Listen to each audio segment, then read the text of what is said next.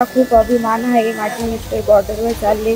आज आमचं सत्यनारायणची पूजा होती, तरी मी त्यांना सोबत करते जावं असं।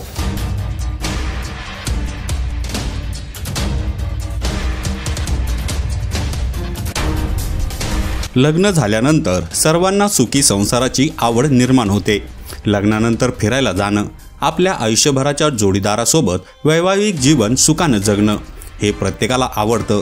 मात्र जवान मनोज पाटील यांचं 5 मे रोजी लग्न झालं आणि 8 तारखेला त्यांना देशसेवेसाठी तात्काळ हजर राहण्याचा कॉल आला। कुठलाही विचार न करता मनोज पाटील यांच्या अंगावरची हळद ओली असतानाच हातावर रंगलेल्या मेहंदीसह जवान आज देशाच्या रक्षणासाठी रवाना झाले।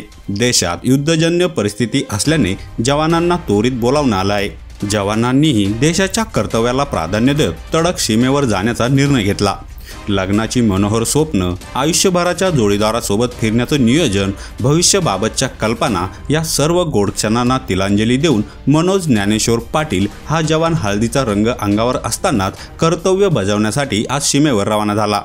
पाचोरा तालुक्यातील नाचनखेडे येथील रामचंद्र पाटील यांची कन्या यामिनी हिच्याशी खेडगाव नंदीचे येथील ज्ञानेश्वर लुभान पाटील यांचा मुलगा मनोज यांचं लग्न ठरलं। लग्नासाठी सुट्टी घेऊन मनोज गावी आले होते। पाचोरा येथे लग्न समारंभ आटोपत नाहीत तोच मनोज यांना कर्तव्याच्या ठिकाणी त्वरित बोलावणं आलं।